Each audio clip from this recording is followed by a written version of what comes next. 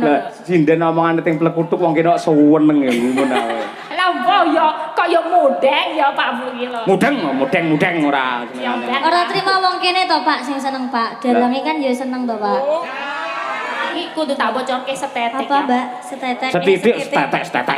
Mau esuk ki Pak Cahyo ki WA jam 4 esuk. WA sampean. Masyaallah.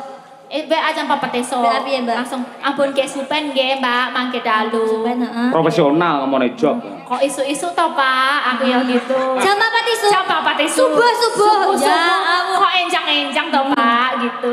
Ya terus dia ngomong kok belum bobok to Mbak. Aku kudu jawab piye? Ya wes aku tak HP ku tak uncalke ngono njok aku turu wae, engko ndak tekan ngendi-ngendi beneran. Iya berarti Lah berarti aku lak bapakmu utawa kakakmu to? Apa salahku seorang kakak ngabarke adik Yahene kok belum bobok? Ya salah to Pak. Salah piro? Ya jenengan salah, ya salah. Salahku apa? Salah jenengan kan jenengan pun punya istri. Kudune gak entuk ono WA orang ngono kuwi. Lah apa aku salah wong WA aku tak lebokne WA dheke. Ora. Anu tegese dheke tak WA-no lho ora. heeh wis mlebun jenan. Oh iya. Nadyanto ana kendala hujan ning tidak mengurangi semangatipun para panitia sangat luar biasa. Karang tarunanipun nggih kompak solid penuh dengan semangat lah menika ingkang elok. Menawi para nem-neman dipun libataken wonten acara-acara bersih desa ngeten niki insyaallah niki mangke mboten badhe kepaten obor. Tegese tongkat estafet dari para sesepuh akan dipegang para generasi muda kaya Karang Taruna. Insyaallah nganti kapan wae tradisi bersih desa tetep ana andayani ing laladan kali pancur mban-mban kerep ngalian anane mung berkah lan rahayu selaminya. Lah niku. Amin ya rabbal alamin yo. Sik akeh pamundhut, Truk. Ya. Tak goleke waranggana sing kembar. Sapa? Mbak Elisa Orcarus karo Mbak Birgita Ayu. Ya, ketoke Mbak Birgita wis akeh sinau belajar ning Mbak Elisa. Ora mung Mbak Elisa sing dadi bintang tamu saiki ya Birgita mulai luar Jawa ya. Ya, sik Jawa sik keluar meneh. Ayo, senengane keluar. Ayo. Tegese ning luar Jawa ngoten lho, Pak. Niku pun kulino strategine Mbak Elisa piye dicontoh, ditindakke. Nyontoh ora apa-apa wong dalang sapa sing ora nyontoh, mesti nyontoh. Engko ya akhirnya dilumpukke nyontoh kae akhirnya menjadi jati diri seorang Birgita. Lah ngono kuwi.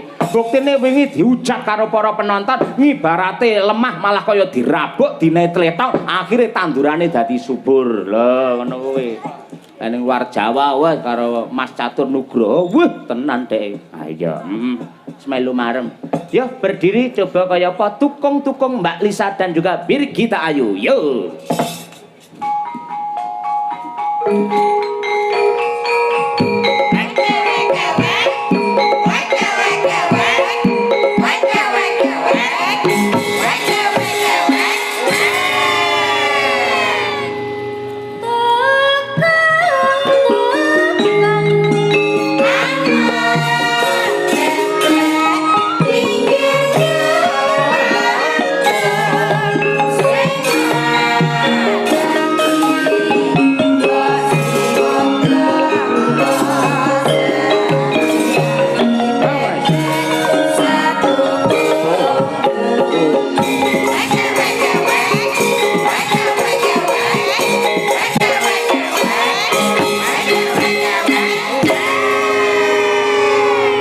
Para lenggah mang tamatke mang pirsani mirip kaya jambe sinigar.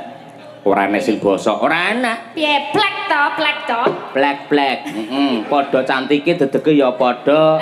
Le apa ki jenenge cantas ya padha. Dedek piadek ya padha. Dedege ya padha, pakulitane padha, mung bedane lek Mbak Elisa irung duwe pacar, lek Birgita iki solan salin terus. Oh, gonta-ganti to? Piye resep kok iso entuk birang-birang ganti ki ora, tapi tambah. Oh, lho. Tuturana Mbak Lisa iso kaya ngono lho. Jiwa wanitane ana ngendi kaya ngono kuwi. Tambah ki ya ora apa-apa. Emang kalau memang belum jodohne ki ora apa-apa. Bulan akeh sing akeh sisan ora apa-apa. Kan masih penjajakan engko kira-kira ngendi sing paling cocok, paling plek karo kowe ya engko kek plek-plek. Maksudnya menuju ke kompak gitu loh, menuju ke Plek-plek kaya tatin pas nglunjak ngono ya. Plek-plek. Nah iya. ora pas jupuk nganu to nyengket. Nengge aku do kates ngono. Nyengket kates to. Ye iki enjang-enjang tasih kathah menika ingkang tasih bungon luar Nggih. biasa matur suwun. Nggih. Estu lho Mbak Lisa, piyai mriki kalian jenengan lah tresnane ora umum. Aku yo ora pati nduga ngono. Oh, karo Gondomono. Gondomono luweng. Aku ya anu tadi tuh lupa loh aku kalau nggak lewat gerbang itu, wah ya aku wis tau rene deng gitu. Lah kemut. Kayak angger duwite entek lali modele. Ayo. Mbak, berarti jenengan karo Mbak Tatin tekane pas udan mau. Pas nggih, pas Jawa. Terus piye carane piye ben ora kudanan? Hah? Ben ora kudanan. Yo nganggo payung kan. Terus Sampeyan maksudnya kok piye? ngomah nggawa payung? Lho yo enggak, sik kok ngomah yo nganggo gerobak to, mosok yo nggo angkong. Maksudnya ning mobilmu enek payunge ngono lho. Onten. Oh. Sedia payung sebelum hujan kan. Yo mesti disediakno payung. Lah kok takon kuwi ngopo? Lah aku ki yang mendalang ya, dalang Iya. lak sik jejer. Makbres ngene, aduh Elisa piye? Iki mangko urung teko, lek teko kene mesti pas udan iki dhek diudani iki mesti ngono. Maksudnya iki dianu lho, kena udan banyu udan ngono lho maksudnya. Diudani to? Oh, iya. Taksi Pak. Diudani to? Sik to. Biyo wong Jawa bener ngoten nggih, Pak. Lek udan lek diudani to. Iya. Lah ki dudu wong Jawa mboten ngerti, Oh, ora. lah nggih. Kula wau sampe diudani sih. Tapi selamat. Hah? Masalah. Sing ngudani slamet. Kula sing selamat. Kula Oh. diudani tapi selamat. Maksudnya tekone rene wilujeng selamat. Saged kepanggih sederek-sederek, seneng, regeng, marengeng. Ageng. Ngono. Lah sinden omongane ting plekutuk wong kene kok suweneng ya ngono ae. Lah kok yo kaya mudeng ya Pak Bu iki lho. Mudeng ora Ya, senengane. ben. Ora trima wong kene to Pak sing seneng Pak. Dalange kan ya seneng to Pak. Iki aku wis mencoba ben ora tekan kono. Aku ki wis cara macan wis bubuk manis lho. Lah kok mak utik-utiki karepmu piye, Bir? Ya gak apa to Pak Pancen. Saiki kudu tak bocorke setetek Apa ya. Mbak? Setetek. Setitik stetek. Mau esuk ki Pak Cahyo ki WA jam 4 esuk. WA sampean. Masya Allah. WA jam 4 esuk. WA piye, Mbak? Langsung ampun ke supen nggih Mbak, mangke dalu. Sampean heeh. Profesional ngomongane job. Kok isu-isu to Pak, aku ya gitu. Jam apa tisu? Jam 4 esuk. Subuh. Ya ampun. Kok enjang-enjang to Pak gitu. Ya terus dia ngomong kok belum bobok to Mbak. Aku kudu jawab piye? Ya wes aku tak HP ku tak uncalke ngono njo aku turu wae, engko ndak tekan ngendi-ngendi, bener ah. Iya berarti sebagai wong wedok kan aku wis jejek kan. Wis menjaga, betul, menjaga. Nah, Sik to, sing jenenge ning YouTube iki piyai akeh wis ngerti. Lek sampean diikrarkan sebagai adike utawa anake Bu Kesi. Lah berarti aku lek bapakmu utawa kakakmu to. Apa salahku seorang kakak ngabarke adik yahene kok belum bubuk? Ya salah to Pak. Salah piro? Ya jenengan salah, ya salah. Salahku apa? Salah jenengan kan jenengan pun punya istri. Kudune gak entuk ono WA orang ngono kuwi. Lah apa aku salah wong WA aku tak lebokne WA dheke. Ora. Anu tegese dheke tak WA no lho ora. oh, wis mlebun jenan. Oh iya.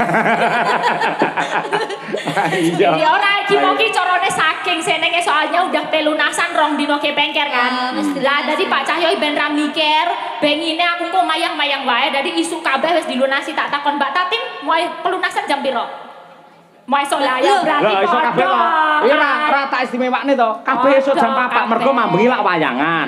Timbangane keturun tangi kuawan, gandeng wis dirampungi karo Pak Sutriyoso akhire kabeh sinden iki tak transfer dhewe-dhewe nyok. Lah kok sinden madang karena kok mau sore Pak, ora mau isuk.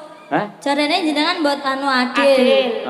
Kok sinden madang karena kok mau sore. Oh, aku itu bukan urusanku. Urusanku dengan bintang tamu 2 ini. Kamu urusannya dengan kuwi karo kae. Oke sih.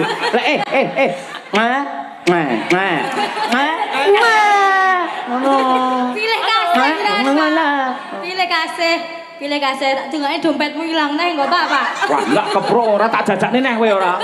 Jajane pecel melandungane elek. Jajakne bisa. Berarti sampean kudu ngerti aja gampang ngarani Pak Cahyo wah karo Mbak Elisa terus neko-neko enggak mungkin. Mergo wis didum karo Bu Kesi. Tetap bintang tamu.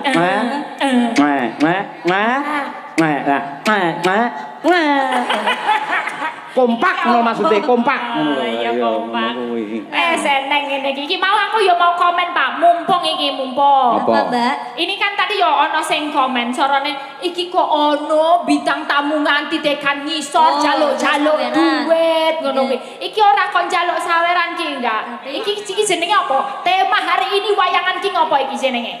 Bersih desa. Bersih desa padha karo Merti Bumi. utawa sedekah Bumi. Nah, sing tirakat iki wong sakmene. Yo wiyaga dalang sinden bintang tamu iki dalam rangka Nah, tirakat iki carane sedekah, carane setiap desa dewe-dewe. Cara panitia kene, cara masyarakat kene sak duwene. Tadi duwene 15.000 ya lebokke 15.000. Duwene 5.000 ya lebokke. Iki mau duwe 5.000 kira-kira ana susuk 3.000 ya njupuk susuk gitu loh. Jadi emang kaya ngono. Masane njaluk susuk ngono. Lah yo ora do suwi tak kira simbah kok kodangmu sanget bol golek susuk ning kono. Lah yo iki dewe-dewe. Dadi semuanya boleh ya? Boleh. Bebas untuk lebokne. Aduh kok bintang tamu kok kaya ngono ya kok gelem-geleme. Nek dipikir ya ora gelem nek iki carane bersyukur masyarakat kali pancur ngene iki sak duwene mbok 2.000 3.000 kuwi nggo ujub syukure iki dilakoni bareng-bareng ben dadi berkah. Tepuk tangan untuk Mbak Elisa. Diterangke kuwi. Pancen izin.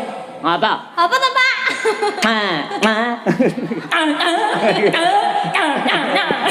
Pancen Mbak Elisa calon dokter, Pak. Jadi ya Alah, aku calon dokter. Aku ki ya wis magister, ora suwene ya dokter. dokter tenan. Lah aku masuk angin ini dokter akhirnya aku. Dokter, terus? Terus periksa. Sam lambung. Ki lho Mbak Elisa ki mengape to? Dhek kan medun to. Semua orang boleh memasuki to. Oh to, Mbak? Boleh masuk itu lah. Boleh memasuki. Lah kuwi tegese sangat merakyat kaya ngono kuwi. Dadi semua orang boleh masuki ya? Boleh memasukkan, bebas. Semua orang boleh ya? Boleh. Dalang ya boleh dalang. Boleh aja memasukkan, ha? Ya aja neng. Pakai dulu. Hah? Harus memasukkan. Ini kita aja pakai plastik Sedekah, Pak. Sedekah. Ben ra mikir tekan dindi iki. Oh kok iso plastik, biasanya tisu plastik ora. Ya itu mau tak nggone rangke netizen itu loh yang kendel lalok gitu ya. Ya tak jelaske. Iki cara desa negara tawa cara, megara tawa tata. Apa kuwi? Foto-foto dipangan Bathara Kala. Mikir aku mikir. Kira-kira kaya ngono ya. Yes, kayak nyanyi apa? Iki podang kuning. Yeah. Iki pamundhut saka panitia dipandhegani kalian Pak Suwardi. Ayo. Siap. Ngersakake podang kuning. Bawa dijak mboten iki? Hah? Bawa dijak mboten? Dijak no, Oke. melu nggih. Iki tulisane genah bawa podang kuning. Ndi to, Pak? Hah? Tenanan to, Pak? Well, Oh iya, Pak. aku jujur wong ayo maksamu. Iya.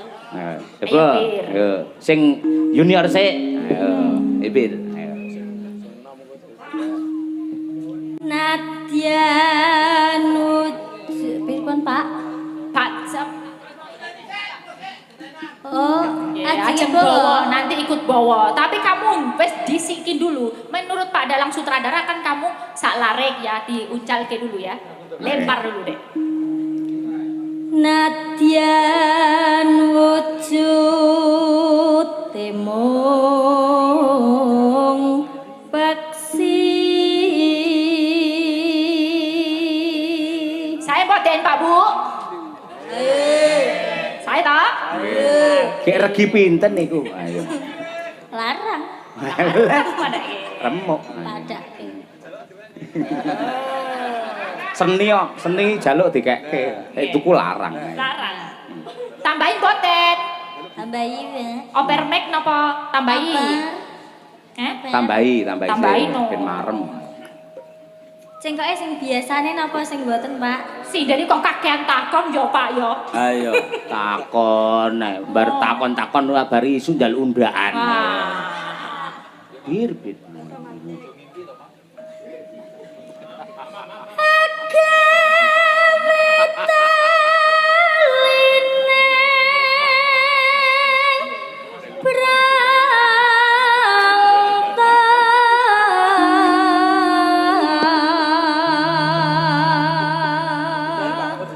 Nane. Saya lagi, Pak. Yo no nganti titik seleh sik no ayo. Halus manis nang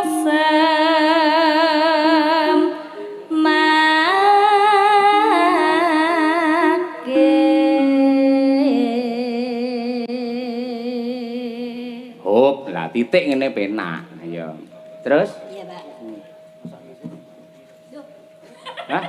Lah, Maksudnya sing Teros niku lajeng ajeng Nah. sinten ngaten. oh alah kuwi itu. Tak kira lah jenengan arep mata sinten ngoten. Oh, nggih ajeng Bapak. Tadi udah naik belum ya? Menawi badhe nembang mriki, Mbah Trimo wong ngendikane bahwa ajeng nembang mriki kok. Mriki, Mbah. Mriki, Mbak mriki. Trimo pundi? Oh, nek ngatur. Ngatur yo, ngatur. toyan, Oh. toyan. Ngatur. Ngatur. Doyan. Ayo. Yo.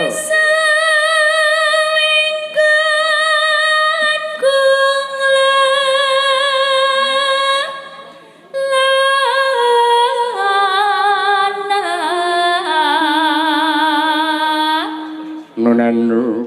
Malah ngajari. Dene dalange pantes yo ngono, sah-sah. Oh lah iya. Biyen biasane aku piye-piye kowe meneng ae saiki protes ae ora. Ya kan ada perkembangan, yang namanya cerita itu ada kembangannya. Nek rano protes-protesnya nggak ada semburan-semburan cinta. Betul, Sudah mengakui dia telah menyemburkan cinta. Wah, iya. Cinta karet cetas. Aduh.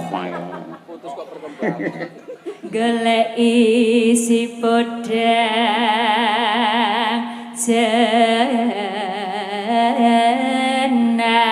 jenar.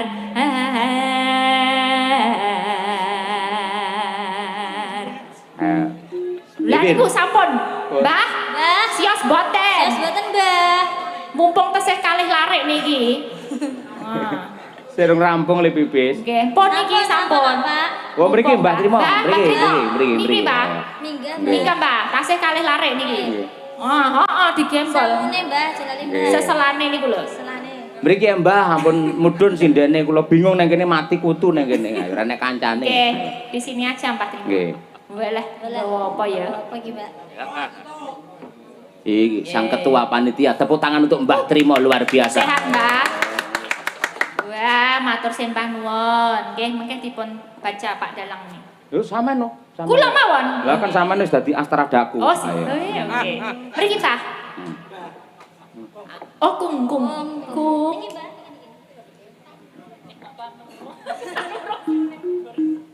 Nana, ibu. Ayo. Kok bungah kok tan ngurung sriune. Iki neraske bawa.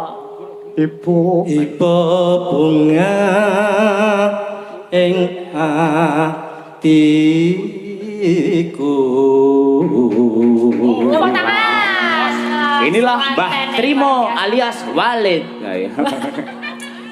Wale terus, Pak, lah. Nyanding dadi Bisa. Iso. bisa Mbah jenengan mesti grogi disanding sinden-sinden gitu. Ampun grogi to, Mbak. Nyanding bisa dadi tombo.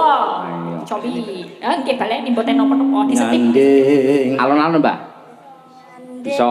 nyanding bisa Dadi? dadi Putra. tombo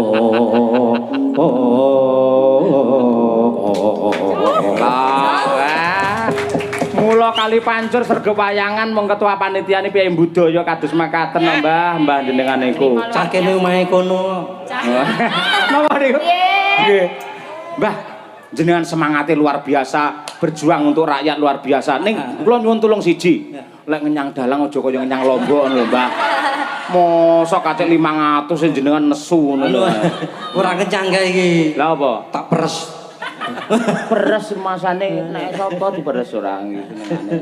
Ning elok jenengan sehat panjang aku yo umur. rumo dong karo jenengan niku Napa, Mbah? lah bukesi nek kladene mejo isine jajan tok ngerti aku bermangan Sinten? lah bukesi to Lah mergo jenengan mriko lak nggawa panjer. Lah gur wong dolane resik meja niku. aku yo bingung Niku do golek piring dhewe teng pawon kok.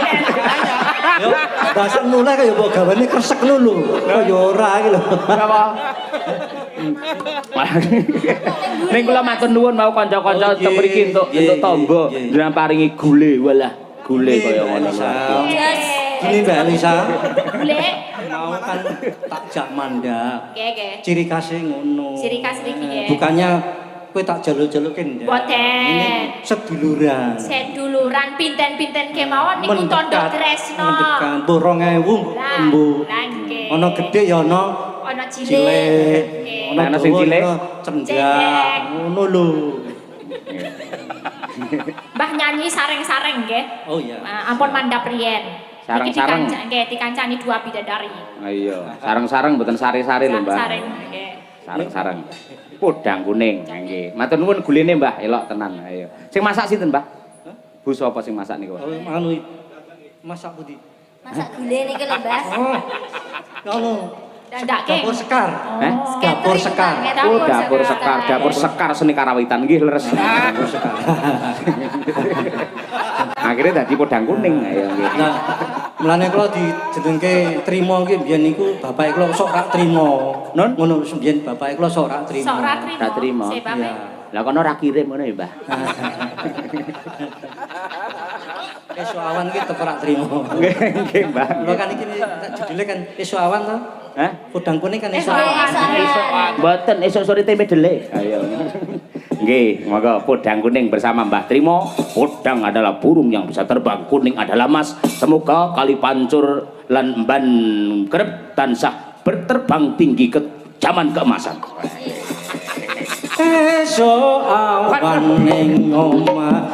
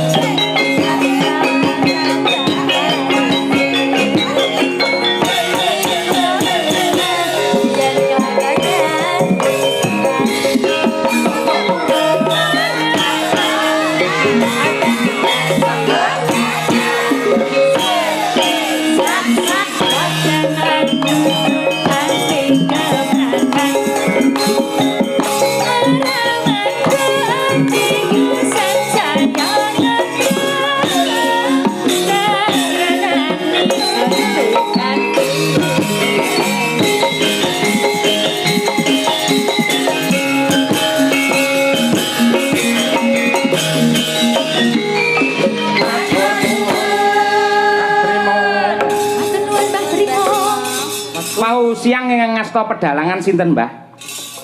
Arun. Mas Arun nggih. Nggih. Ah, nggih, nggih. Kowe ra bayaran no. Non, Arun ra bayaran. lah hubungane kali kula napa? Wong Arun wong kene aku iki wong sarang anyar. Ora mu cerita tok lah. Oh cerita nggih. Ah lah dijareng-jareng nggo bintang tamune pira mau 4 tok. Non, Bintang tamune 4 awanmu iki. papat. Gareng. Petruk Bagong Semar. Adine Gareng. Hah? Adine Gareng. Oh, ndi adi sinten kula malah mboten ngerti. Oh, nggih. Masih ngerti Ngeten, aku. Mbah, kula riyen nalika tasik sak Mas Arun niku nggih. Heeh. Niku nuwun sewu ndalang teng desa kula niku nggih ngoten niku. Berjuang ngoten niku. Ning jelang hati-hati lho, Mas. Napa? Lah gek ben ora diadangi ngono kuwi ana cah cilik-cilik nyogok Napa? Lah dikira salah. Kowe nek cah cilik kok mburi Ah. kelir. Lek nyogok apa jenenge dikira salahan mboten masalah. Kula riyen nate, Pak. Niku mboten tutupi cah cilik enten 5, sirahe teng mriki crungul ngeten iki. Lah kok muni, wah, kayak gedange. Kayak gedange no aku. Aku iki nglakokne werkutur. Wah, udu gedang. Wis ngono lho. Cah cilik-cilik wis gedang yo dibetat ngono. Dibermak tus ngono langsung mak perpet. Ning ana cerita meneh. Napa? Nanggap wayang mantokke anake. Antone anake. Lah wong tuane rada budhek. Ah, Omahe nggih. sak gedhek. Ah, Lah kan yen kan ditukoke blangkon nganten lanang. oh nggih. Pakmu blangkone dijajal yo ben jajal blangkon lho padahal niku salah Nggih. paham. Heeh. Lah sing jajal muni Dik blangkone sesak ngono. Oh, blangkone sesat. Heeh lah terus makmu sesak. Anake sapa? Pimpinane sapa? Ngono. Padahal ki blangkon lho. Oh. Lah ibune iki salah paham. Oh. Sing dikira sesak iki tunggale blangkon.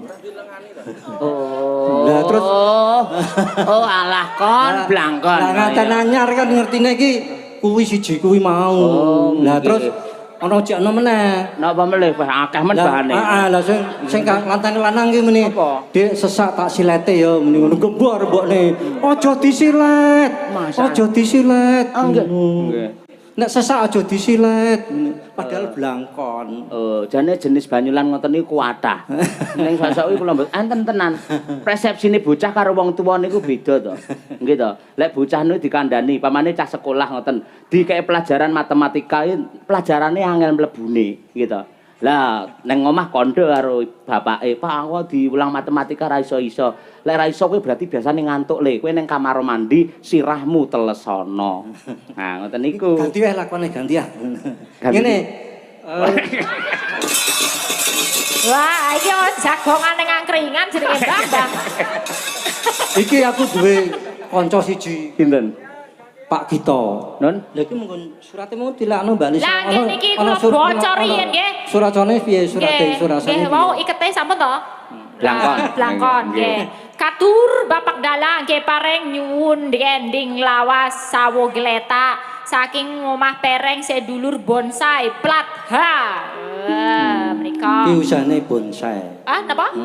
Usahane kembang. Oh, usahanipun bonsai nggih, paringi berkah, nggih, laris bonsaine menika wonten embel-embelipun. Diiringi anu napa sisi deman. Non? Sisi deman. Sedeman nggih, nggih. Lha aku tak sing bawa ora apa-apa. Oh, nggih, nggih. monggo-monggo. Tak tatin tapi sing Lho nggih no Tapi- nika nggih larang malah tanjake ya man-man niku. Dilan kon nembangne mripate Apa? mak plowerok ngono langsung. apa nganu Sri Tanjung ya ora apa-apa. Lah Pak Waloyone jare gerah. Oh, Sakit nggih. padane. Positifin napa? Arep sesideman apa Sri Tanjung jenengan? Ya sistem ndak apa-apa. Oh nggih. Piye, Niku Mbah? niku pun jumeneng niku lho. Nggih. Mbah, kula pun ngantek, Mbah. Mbah. Kong. Oh, pripun Kakung? Menika wonten dawuh menapa? Bawa sisi deman. Oh, nggih. Tapi aku sih bawa sampean sinuturi. Hah? Panuturi to sampean to ya. Konut Celemi. jenengan nek ngendikan niku mike dicerake wonten mriki lho. Oh. Niki kula cekeli terus ngenten. Nah, Dicekeli tok. Ya rugi nek cekeli tok. lah. Maksudnya yo kan Wis. Trimo. Nggih.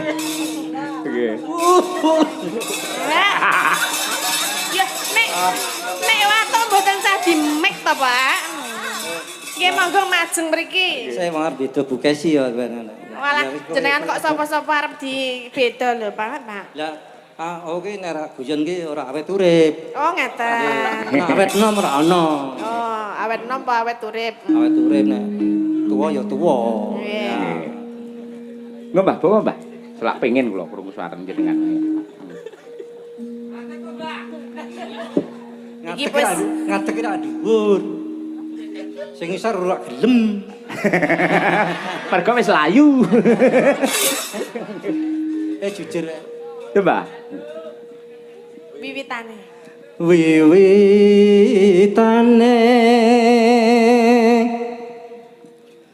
handere sang paket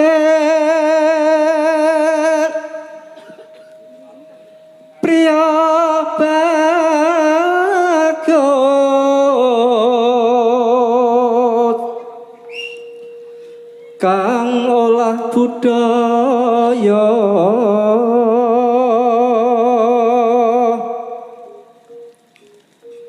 sowan menyang kutha gedhe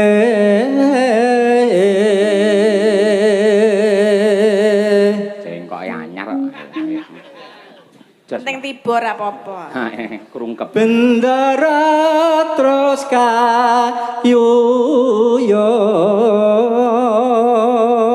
kayuyong neno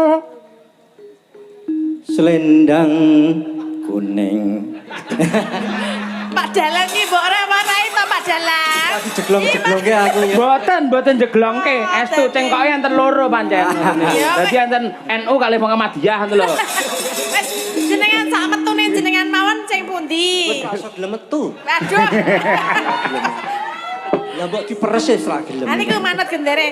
Nenenono. Selendang kuning. Selendang kuning kang saking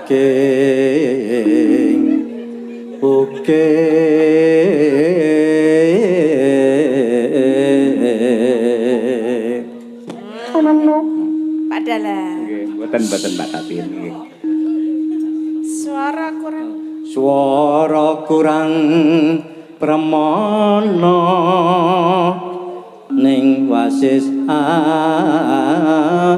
ngungro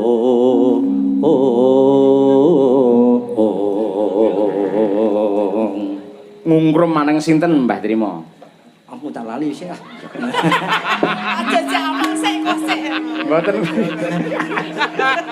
Anu Endi nek dijagat ku ana godho. Iya. Ana godho kok. Wiwitane, ndere sinten? Ndere Mas Cahyo. Nara ana godho meneh nara ngandel takok karo Mbak Kesi iki lho. nggih. Godho mesti ana. Mbah, sing diarah bojoku terus Mbak Kesi ta. terus iki Pak iki. Siap-siap lho Lho, kowe. lho aku ngerti kuncine kali Mbak Kesi kuwi. Kuncine nomor pinten? Lah sampean ora Kuncine? ora iso ngono wis dikunci carane. Apa ta, Mbah? Nah, ya ora ya kon sing lurus ngono lho. Oh, nggih. Sing lurus. Siap, nggih. Nek pas nganu ya kadang-kadang ya mega. Oh, nggih. Mula bojo sinden nek kon lemu ki ra iso mergono dalange menggak-menggok. Nggih. Nggih. Leres, Mbah. Nggih. Awas, Mbah. Ayo, Mbah. Anggung rom. Anu. Anggung rong marang bendara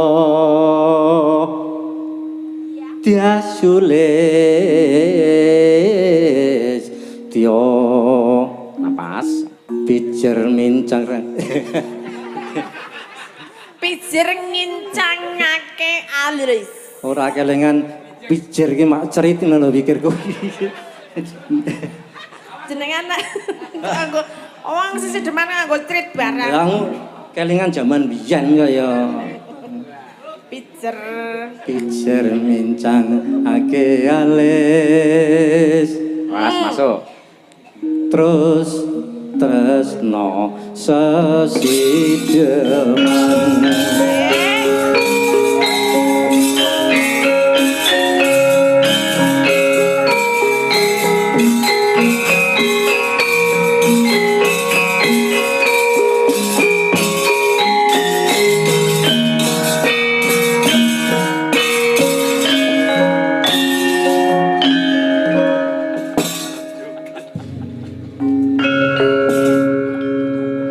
Ya, Mbah.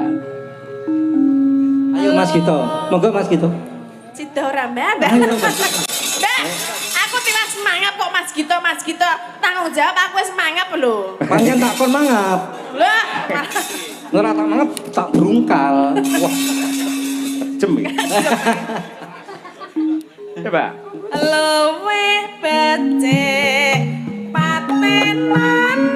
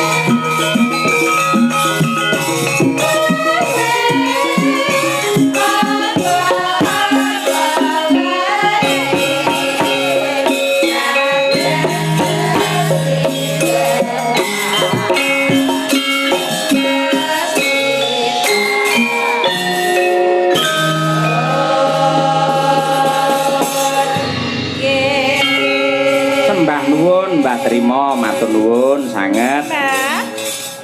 Saniki minangka pamungkas pamundhut saking panitia, coba Mbak Dian Munasira, terus Mbak Tri Hastuti bareng Mbak Lisa karo Mbak Tatin menika enten pamundhut Kembang Rawe. Nah, nggih. Dipun aturaken.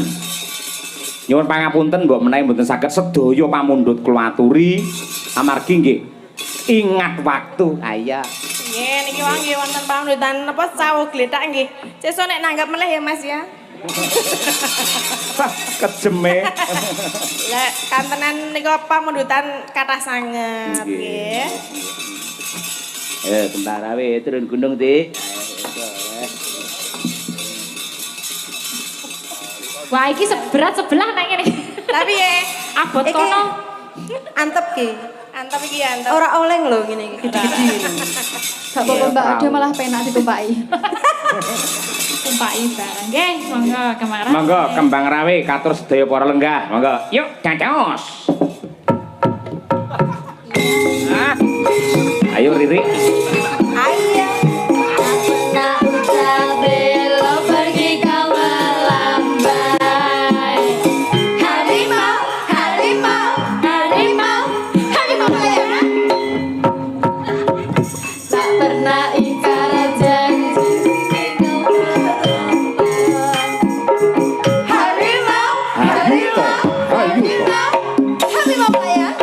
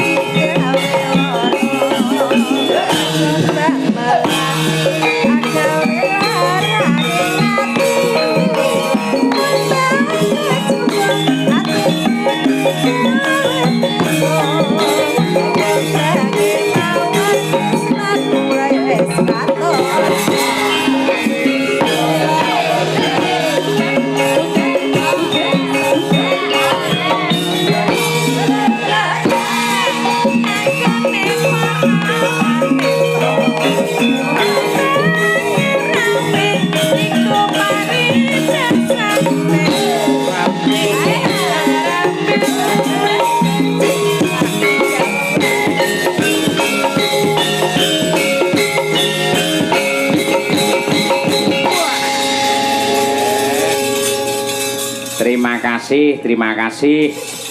Mliginipun dumateng Mbak Elisa kalian Mbak Tatin sampun kepareng gabung Madangkara untuk ngregengke pargian wonten ing Kali Pancur mriki.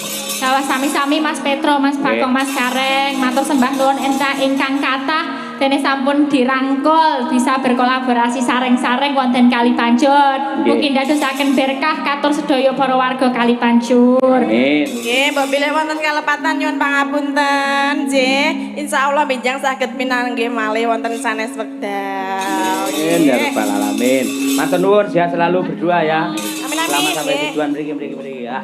Iki bakal suwi lah diratemu, Mbak. Dangu.